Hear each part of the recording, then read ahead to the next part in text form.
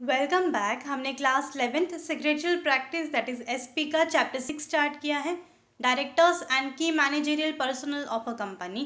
पिछले वीडियो में हमने इस चैप्टर का टाइप्स ऑफ डायरेक्टर्स का पूरा टॉपिक कंप्लीट कर लिया था। इस वीडियो में हम अपॉइंटमेंट ऑफ डायरेक्टर्स ये पर्टिकुलर टॉपिक स्टार्ट करेंगे। So let's begin with the topic. How can a particular individual be appointed as a directors, या तो फिर डायरेक्टर्स को कौन अपॉइंट कर सकता है, रूल्स क्या है to appoint a director. Alright, तो ये सारी चीज़ें हम इस पर्टिकुलर टॉपिक में स्टडी करेंगे। Let's begin with the topic appointment of directors. The rules of appointment of directors are provided by the Act under its different section as explained below. तो कुछ रूल्स है regarding appointments of director under the law companies act के under. सो एक एक करके देख लेते हैं डायरेक्टर्स के अपॉइंटमेंट के बारे में। First is first director. तो कंपनी का जो फर्स्ट डायरेक्टर होता है उन्हें कौन अपॉइंट कर सकता है? Under section 152 first usually appointed by the promoters of a company as stated in the articles of company। तो फर्स्ट डायरेक्टर को यूजुअली कंपनी के प्रमोटर्स ही अपॉइंट करते हैं, या तो फिर कंपनी के articles of association, memorandum of association में जैसे रूल्स गिवन है उस पर्टिकुलर अकॉर्डिंग किसी भी डायरेक्टर को कंपनी अपॉइंट कर सकती है। Alright, but a first director is appointed by the promoters of a company only. If articles do not provide for the same, signatories of memorandum will be seen to be the first director, and in case of one person company that is OPC, the single member is deemed to be the first director। लेकिन अगर promoters ने appoint नहीं किया है या तो फिर articles में कुछ मेंशन नहीं किया regarding the appointment of first director, तो मेमोरेंडम ऑफ एसोसिएशन, कंपनी जब रजिस्टर होती है उस टाइम पे मेमोरेंडम ऑफ एसोसिएशन जो लोग साइन करते हैं वो पर्टिकुलर इंडिविजुअल कंपनी के डायरेक्टर्स करके अपॉइंट हो सकते हैं। वही लोग कंपनी के फर्स्ट डायरेक्टर होते हैं जो मेमोरेंडम ऑफ एसोसिएशन को साइन करते हैं। और in case of one person company that is OPC, single member ही होता है जो कि कंपनी का फर्स्ट डायरेक्टर होता है। ऑलराइट, तो ये था regarding first director. Next is appointment of directors bye members. तो डायरेक्टर्स को मेंबर्स भी अपॉइंट करते हैं। किस तरीके से? दैट इज कंपनी के मेंबर्स जो होते हैं, शेयर होल्डर्स जो होते हैं, वो डायरेक्टर्स को अपॉइंट करते हैं। Under section 152 the subsequent director in a public company are appointed by member at the annual general meeting। तो सब्सिक्वेंट डायरेक्टर्स को मतलब कंपनी का जो फर्स्ट डायरेक्टर होता है, जब कंपनी पहली बार स्टार्ट होती है तो जो पहली बार डायरेक्टर कंपनी का अपॉइंट होता है उसे हम बोलते हैं फर्स्ट डायरेक्टर। जो कि हमने स्टडी किया, फर्स्ट डायरेक्टर को कौन अपॉइंट करता है? कंपनी के प्रमोटर्स, या तो फिर आर्टिकल्स ऑफ एसोसिएशन में जो भी चीज़ें मेंशन की रहेगी, या तो फिर जिसने भी मेमोरेंडम साइन किया होगा वो कंपनी का डायरेक्टर हो जाएगा। ऑलराइट, लेकिन उसके बाद जब भी हम कोई डायरेक्टर कंपनी में अपॉइंट करते हैं तो उन्हें हम सब्सिक्वेंट डायरेक्टर बोलते हैं। यूजुअली सब्सिक्वेंट डायरेक्टर्स जो होते हैं पब्लिक कंपनी में, वो कंपनी के मेंबर्स जो होते हैं that is share holders he company के डायरेक्टर्स को अपॉइंट करते हैं एट एनुअल जनरल मीटिंग। मतलब साल में जो एक बार मीटिंग कंडक्ट होती है कंपनी की उसे एनुअल जनरल मीटिंग बोलते हैं। एनुअल जनरल मीटिंग में ही कंपनी के डायरेक्टर्स को अपॉइंट किया जाता है बाय दी मेंबर्स, और you can say by shareholders. Generally this is 2/3 of the board that are subjected to retirement by rotation. Alright, तो जितने भी डायरेक्टर्स कंपनी के मेंबर्स के द्वारा अपॉइंट किए जाते हैं वो 2/3 ऑफ द बोर्ड होते हैं। मतलब जितने भी डायरेक्टर्स होते हैं उनमें से 2/3 ऑफ दी वो डायरेक्टर्स होते हैं जो अपॉइंट होते हैं बाय मेंबर्स, और वो रिटायरमेंट उनका हो सकता है bye rotation basis. Alright, next is appointment of directors bye the board under section 161। तो अब डायरेक्टर्स को कौन अपॉइंट कर सकता है? फर्स्ट डायरेक्टर तो बाय प्रमोटर्स ही होते हैं। आर्टिकल्स में प्रिस्क्राइब किया होगा या तो फिर जो मेमोरेंडम साइन करता है वो, और मोस्टली डायरेक्टर्स को कंपनी के मेंबर्स या तो शेयर होल्डर्स अपॉइंट करते हैं, one and the same. But company में डायरेक्टर्स को बोर्ड ऑफ डायरेक्टर्स जितने हैं वो मिलके भी अपॉइंट करते हैं। बाय बोर्ड मतलब एक डायरेक्टर होता है और ग्रुप ऑफ डायरेक्टर्स को हम बोलते हैं बोर्ड ऑफ डायरेक्टर्स। राइट, तो बोर्ड ऑफ डायरेक्टर्स मिलके भी डायरेक्टर्स को अपॉइंट कर सकते हैं, जिसमें फर्स्ट इज एडिशनल और को ऑप्टेड डायरेक्टर। हमने टाइप्स ऑफ डायरेक्टर्स में पढ़ा था एडिशनल डायरेक्टर। राइट, तो एडिशनल डायरेक्टर को कौन अपॉइंट करता है? Board, that is board of directors मिलके ही एडिशनल डायरेक्टर को अपॉइंट करते हैं जब भी कंपनी को जरूरत पड़ती है। This appointment is made by the board. Alright, तो additional director is appointed by board, that is board of directors. Next is casual vacancy. तो कैजुअल वैकेंसी, अगर कंपनी में कोई वैकेंसी, कोई जगह खाली होती है उस वक्त, उस समय भी बोर्ड ऑफ डायरेक्टर्स जो है वो मिलके डायरेक्टर्स को अपॉइंट कर सकते हैं। Under section 161 subsection 4, casual vacancy on board arises due to different reason such as death, resignation of a director which is to be filled by the board at the board meeting. तो casual vacancy मतलब क्या? कोई जगह खाली हो जाती है, particular कुछ टाइम रहता है क्यों, वह जगह कैसे खाली हो सकती है? Bye death. अगर कोई डायरेक्टर है जिसकी डेथ हो गई या फिर उस पर्टिकुलर इंडिविजुअल ने डायरेक्टरशिप से रिजिग्नेशन दे दिया तो जगह खाली हो जाएगी। तो वो जगह को भरने के लिए बोर्ड मीटिंग में जितने भी डायरेक्टर्स हैं वो मिलके नए डायरेक्टर को अपॉइंट करते हैं। Alright, such an appointment is valid only up to the time of vacating director in complete term. तो वो जो अपॉइंटमेंट होता है वो कब तक होगा, मतलब एक टाइम पीरियड होता है ना, डायरेक्टर्स को अपॉइंट कब तक किया जाता है, 1 साल के लिए। एनुअल जनरल मीटिंग में उन्हें वापस रिटायरमेंट करके रीअपॉइंट हम कर सकते हैं, राइट। तो उनका अपॉइंटमेंट का टाइम क्या होता है, जो डायरेक्टर ने जिसकी डेथ हो गई है या तो फिर वो रिज़ाइन कर दिया है, 1 साल तक का अगर पीरियड है फॉर दी अपॉइंटमेंट, और 6 महीने वो टर्म में उन्होंने रिजिग्नेशन दे दिया, बाकी का 6 महीना बाकी है, तो वो 6 महीने के लिए ही सिर्फ न्यू डायरेक्टर को अपॉइंट किया जाएगा जब तक का उनका टाइम वैलिड है। Alright, I hope it's clear.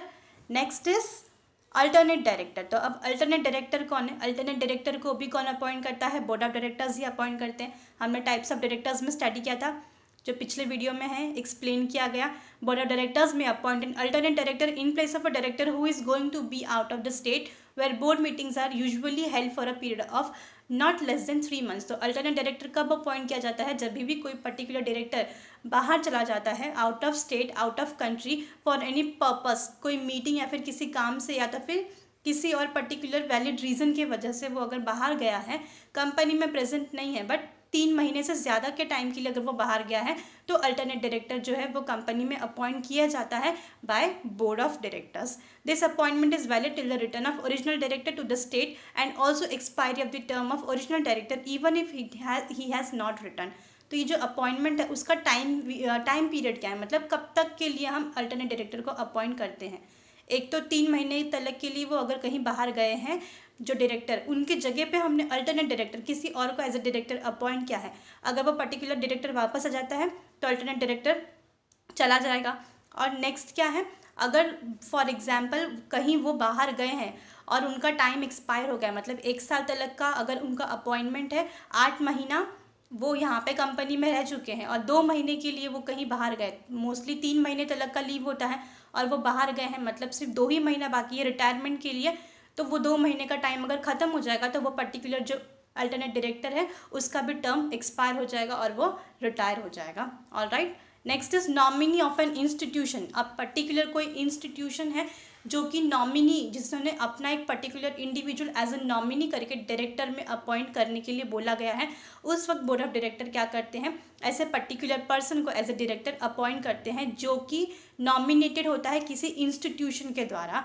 Alright, the board of director में appoint any person as director as nominated by an institution under the provisions of the act. तो कोई भी इंस्टीट्यूशन जो है वो क्या करेगा, किसी एक पर्टिकुलर इंडिविजुअल को नॉमिनेट करता है कि वो कंपनी के बोर्ड में एज ए डायरेक्टर अपॉइंट हो, तो बोर्ड ऑफ डायरेक्टर्स वो पर्टिकुलर इंडिविजुअल को एज ए डायरेक्टर अपॉइंट करते हैं under the provisions of act. हमने स्टडी किया था टाइप्स ऑफ डायरेक्टर में भी नॉमिनी डायरेक्टर होता है। कोई भी पर्टिकुलर इंस्टीट्यूट होगा या फिर शेयर होल्डर होगा जिसने बहुत ज़्यादा पैसे इन्वेस्ट किए हैं कंपनी में, तो वो शेयर होल्डर या तो फिर वो फाइनेंशियल इंस्टीट्यूट क्या करेगी, अपने तरफ से कोई एक पर्टिकुलर इंडिविजुअल को एज अ नॉमिनी डायरेक्टर क्या करेगी, अपॉइंट करेगी, और बोर्ड ऑफ डायरेक्टर्स वो पर्टिकुलर नॉमिनी इंडिविजुअल को एज अ डायरेक्टर अपॉइंट करेंगे, तो उन्हें हम बोलते हैं नॉमिनी डायरेक्टर, जो कि बोर्ड ऑफ डायरेक्टर द्वारा ही अपॉइंट किए जाते हैं कंपनी में। Alright, next is appointment of director by the tribunal. Tribunal का मतलब यहाँ पे होता है कोर्ट, तो कोर्ट भी डायरेक्टर को अपॉइंट कर सकती है।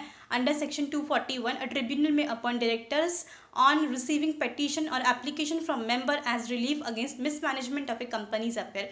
अगर कंपनी के जितने भी मेंबर्स हैं, जो शेयर होल्डर्स हैं, वो कोर्ट में एक एप्लीकेशन देते हैं जाके कि कंपनी का जो मैनेजमेंट है वो अच्छी तरीके से नहीं चल रहा है और मैनेजमेंट को अच्छी तरीके से चलाने के लिए हमें कोई दूसरा डायरेक्टर चाहिए, उस वक्त कोर्ट क्या करेगी, अपने तरफ से एक पर्टिकुलर डायरेक्टर को अपॉइंट करेगी for the better management of the companies affair and activities. Alright, तो वो पर्टिकुलर टाइम पे डायरेक्टर का अपॉइंटमेंट कोर्ट के द्वारा होगा।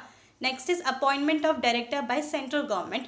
अब सेंट्रल गवर्नमेंट भी डायरेक्टर को अपॉइंट कर सकती है, वो कौन सी कंडीशन में, under section 167 the central government may order appointment of director in case were directors have vacated their office under any of the specific disqualification, example conviction by a court of law. कोई भी central government क्या कर सकती है, directors को appoint कर सकती है इन केस डायरेक्टर का जो प्लेस है, डायरेक्टर की जो जगह है वो खाली है ऑफिस में, और कोई भी डायरेक्टर नहीं है ऑफिस का काम संभालने के लिए, उस वक्त सेंट्रल गवर्नमेंट किसी भी ऐसे पर्टिकुलर सिचुएशन में डायरेक्टर को अपॉइंट कर सकती है कंपनी में। ऑलराइट, एग्जाम्पल यहाँ पे गिवन है conviction by the court of law. Court of law के द्वारा कोई पर्टिकुलर डायरेक्टर था जो कि जिसको कोर्ट ने कन्विक्ट किया है, उसके ऊपर कोई केस हुआ है, कोर्ट ने उसको निकाल दिया है, उस वक्त सेंट्रल गवर्नमेंट किसी और पर्टिकुलर इंडिविजुअल को एज अ डायरेक्टर कंपनी में अपॉइंट कर सकती है। Alright, next is appointment of director by proportional representation. Proportional representation के द्वारा भी अपॉइंट किया जा सकता है डायरेक्टर्स को। Under section 163 director may be appointed either by straight majority और proportional representation. That is majority अगर होगी, शेयर होल्डर्स जो है वो मेजॉरिटी के ऊपर अपना वोट दे के डायरेक्टर को अपॉइंट कर सकते हैं, या तो फिर प्रोपोर्शनल रिप्रेजेंटेशन करके भी अपॉइंट कर सकते हैं डायरेक्टर्स को। Alright, next is powers of directors. तो अब हमने यहाँ पे देखा कि डायरेक्टर्स को कौन कौन अपॉइंट कर सकता है, क्या रूल्स है रिगार्डिंग अपॉइंटमेंट ऑफ डायरेक्टर्स। हमने यहाँ ऊपर सारे पॉइंट्स स्टडी कर लिए। Next is powers of directors. Directors के क्या क्या पावर्स हैं, क्या क्या उनके पास अधिकार हैं।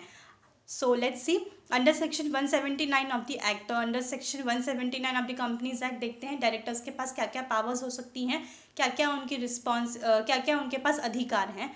First is director have to work as a team via board of director and not individually. तो कंपनी में डायरेक्टर जो है वो इंडिविजुअल पर्सन तो नहीं होता, डायरेक्टर मतलब बोर्ड ऑफ डायरेक्टर का पूरा ग्रुप होता है।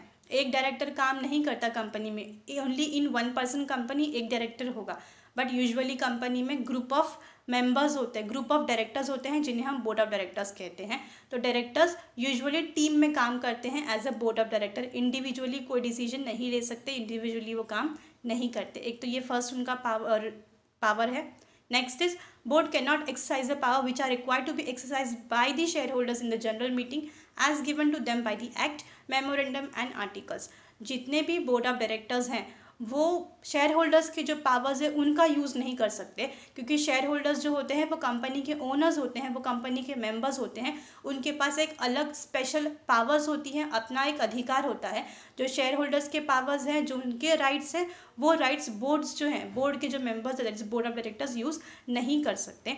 ऑलराइट, जो कि शेयर होल्डर्स को कैसे मिलते हैं ये powers, through general meeting by the act, that is law द्वारा, को कंपनी के जितने भी एक्ट है, जितने भी रूल्स है, उसके अकॉर्डिंग शेयर होल्डर्स के जितने भी राइट्स, जितने भी पावर्स मिले हैं, या तो फिर कंपनी के memorandum and articles of association में जितने भी प्रेस्क्राइब किए गए हैं पावर्स, वो शेयर होल्डर्स के पास होते हैं, और वो पावर्स सिर्फ और सिर्फ शेयर होल्डर्स यूज़ कर सकते हैं कंपनी के जो भी पर्टिकुलर स्पेशल मैटर्स को, डिसीजंस को लेने के लिए board of directors shareholders के पावर्स का यूज़ नहीं कर सकते। Alright, next is exercise of power by board is subjected to provision of the act, memorandum and articles.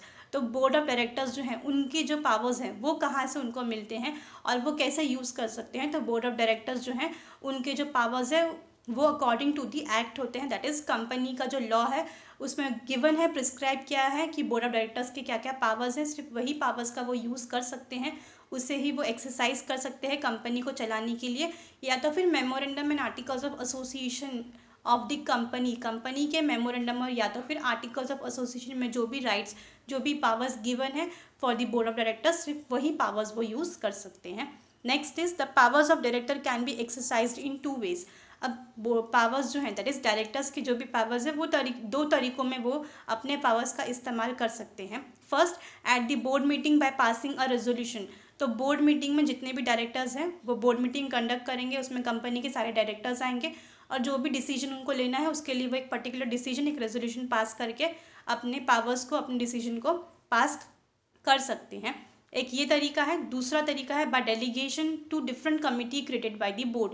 या तो फिर बोर्ड क्या करेगी, बोर्ड ऑफ डायरेक्टर्स जो हैं उनका जो ग्रुप है वो अलग अलग कमिटी फॉर्म करती है अलग अलग, और अपने जो कुछ पावर्स हैं वो उस कमिटी को वो क्या करेगी, पास ऑन करेगी और उन कमिटी को वो अधिकार दे देगी डिसीजन लेने के लिए।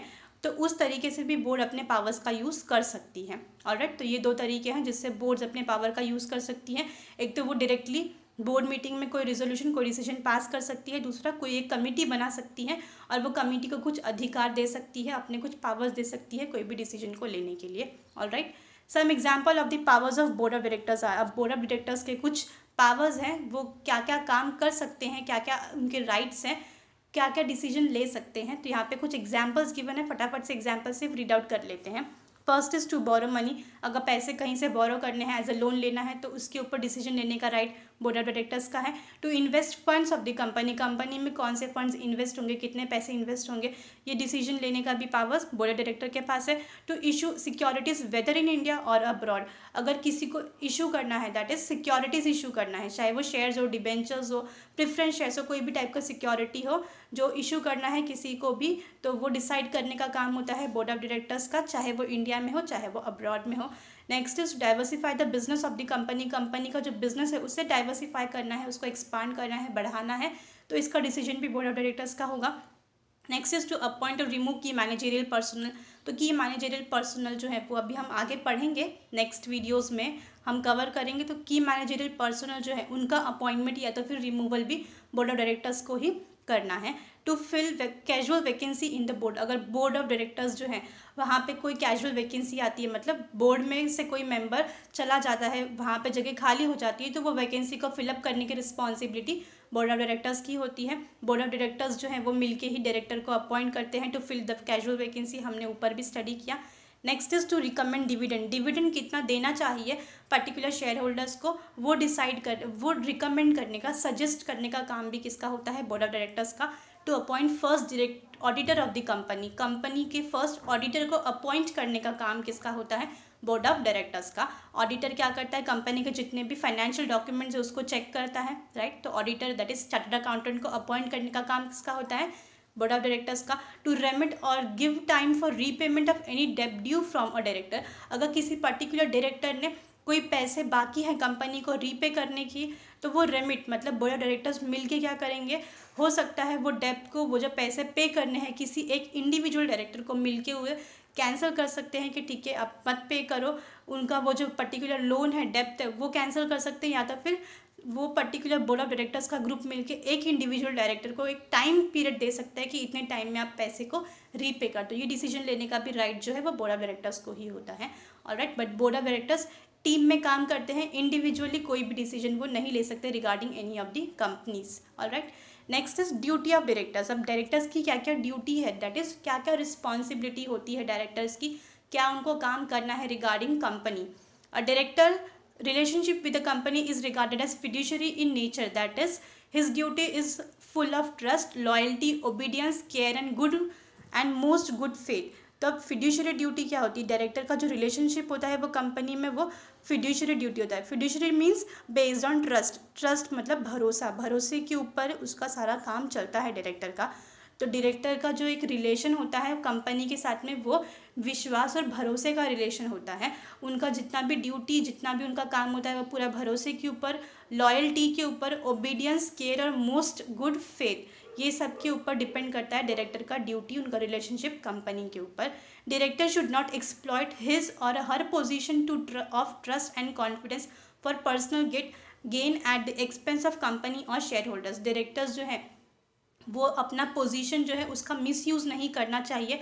अगर उनको किसी ने ट्रस्ट किया है, मतलब जितने भी शेयर होल्डर्स वो पैसे लगाते हैं कंपनी में, इन्वेस्टर्स पैसे लगा रहे हैं, मतलब कंपनी के सारे पैसों का देख रेख, उनका पूरा काम जो है वो डायरेक्टर्स के ही हाथ में होता है। डायरेक्टर्स कंपनी के जो शेयर होल्डर्स होते हैं, मेंबर्स होते हैं, उनके ट्रस्ट को उन्हें गलत तरीके से नहीं लेना है, अच्छी तरीके से, पूरी तरीके से उनका जो ट्रस्ट है वो कंपनी के हित के लिए ही उनको मिलके काम करना है उनका ट्रस्ट का, alright. Director will not involve in any situation where directors interest conflict with that of the company. Director ऐसे किसी भी सिचुएशन में इन्वॉल्व नहीं हो सकते जहाँ पे डायरेक्टर का अपना इंटरेस्ट होगा और कंपनी का इंटरेस्ट होगा। हमेशा डायरेक्टर को कंपनी का ही फ़ायदा देखना है, ना कि अपना खुद का पर्सनल फ़ायदा। Director should not achieve any undue gain और एडवांटेज फॉर सेल्फ और फैमिली और एसोसिएट। डायरेक्टर हमेशा कोई भी जो काम करते हैं, कोई डिसीजन लेते हैं, तो वो रिगार्डिंग कंपनी के लिए होना चाहिए, किसी एक पर्टिकुलर इंडिविजुअल या खुद के लिए नहीं होना चाहिए।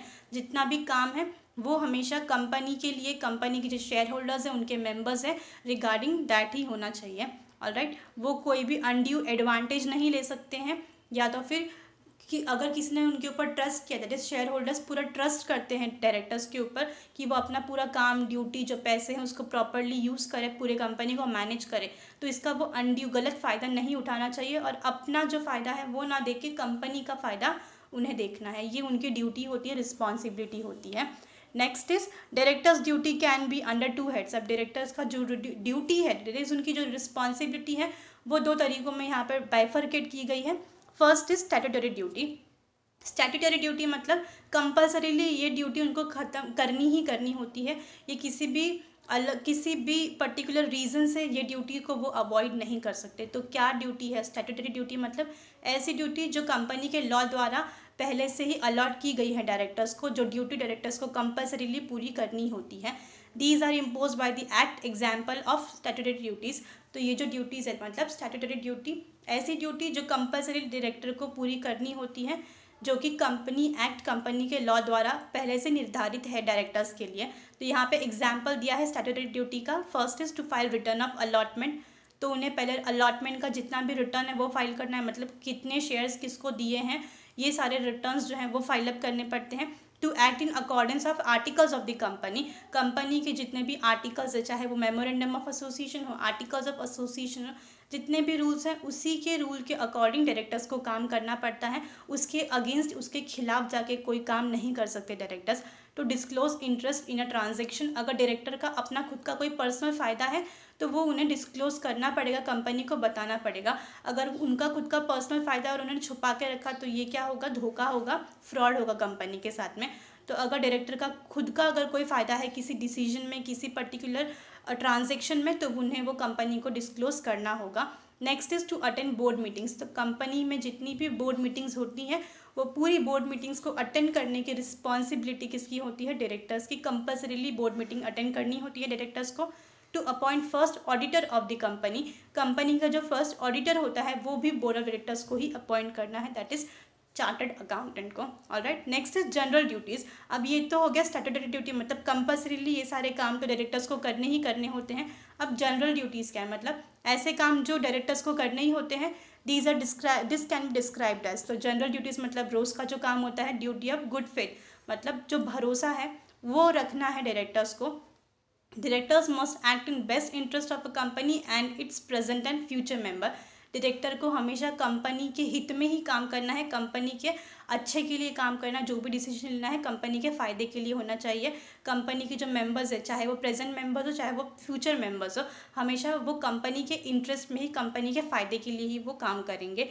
Next is duty of care. Director must display care in performance in work assigned. Director is required to display care as much as a person of ordinary prudence would.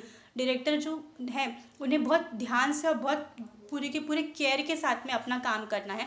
अगर director को कोई भी काम दिया गया है तो वो उस काम को एकदम अच्छी तरीके से करे, चाहे वो काम छोटा हो चाहे वो बड़ा हो।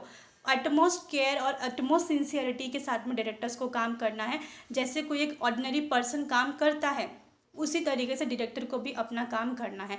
ऐसा नहीं कि डायरेक्टर कंपनी में काफ़ी हाईएस्ट पोजीशन पे तो उन्हें कोई भी काम दिया हो तो वो ऐसे ही कर ले, मतलब केयरलेसली कर ले, ऐसा नहीं है। डायरेक्टर को कोई भी काम दिया होगा, जो भी काम उनका है वो उनको एकदम ऑटमोस्ट केयर और रिस्पॉन्सिबिलिटी के साथ में पूरा करना है। Next is duty not to dedicate. अब डायरेक्टर्स की जो ड्यूटी है वो उससे डेडिकेट नहीं करनी है, मतलब अपनी ड्यूटी, अपनी जो जिम्मेदारी है वो किसी और को पास ऑन नहीं कर सकते directors. Directors being an agent can not dedicate for the. Director जो है वो कंपनी के लिए एज ए एजेंट काम करते हैं। ऑलराइट, तो क्योंकि डायरेक्टर्स को अपॉइंट कौन करता है? Share holders. डायरेक्टर तो कंपनी के ओनर नहीं हो सकते, राइट, बिकॉज वो कंपनी को मैनेज करते हैं। मैनेजमेंट का काम डायरेक्टर्स के हाथ में होता है और ओनरशिप का हाथ शेयर होल्डर्स के हाथ में होता है। तो इसीलिए डायरेक्टर कंपनी के एजेंट है, एज ए एजेंट वो काम करते हैं। तो वो अपनी ड्यूटीज़, अपनी रिस्पॉन्सिबिलिटीज़ किसी और के ऊपर ट्रांसफ़र नहीं कर सकते। Director is required to perform his functions personally. Directors का जो काम है उन्हें वो काम पर्सनली खुद करना है, किसी और से वो अपना काम नहीं करवा सकते। डायरेक्टर में dedicate if permitted by act और आर्टिकल्स और required to be dedicated in urgent conditions. अगर परमिट किया है कंपनी के आर्टिकल्स में या तो फिर लॉ में प्रिस्क्राइब किया है कंपनीज़ के लॉ में कि डायरेक्टर्स जो हैं वो अपनी ड्यूटी, अपनी रिस्पॉन्सिबिलिटी किसी और को दे सकते हैं, बट वो भी अगर कोई बहुत अर्जेंट या तो फिर बहुत सीरियस कोई कंडीशन है जहाँ पे वो अपनी ड्यूटी किसी और को पास ऑन करेंगे तो ही उस केस में डायरेक्टर्स अपनी ड्यूटी या रिस्पॉन्सिबिलिटी किसी और को दे सकते हैं।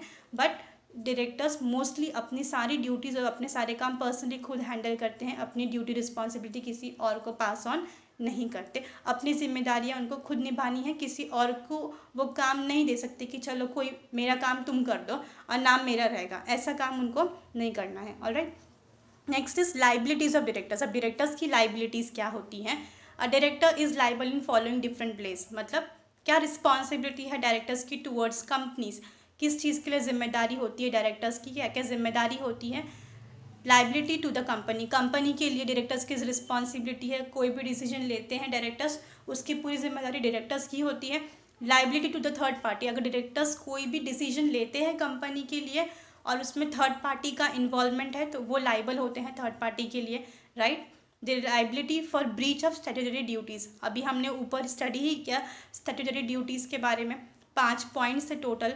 तो स्टैट्यूटरी ड्यूटी में अगर कोई भी ड्यूटी उन्होंने ब्रीच की, मतलब तोड़ी, कोई ड्यूटी है जो उन्होंने फुलफिल नहीं की, तो इसकी भी रिस्पॉन्सिबिलिटी, जवाबदारी किसकी होगी? डायरेक्टर्स की होगी। Liability for the acts of को डायरेक्टर्स, अगर पर्टिकुलर किसी डायरेक्टर ने कुछ गलत काम किया है तो उसकी रिस्पॉन्सिबिलिटी भी बाकी डायरेक्टर्स की होगी।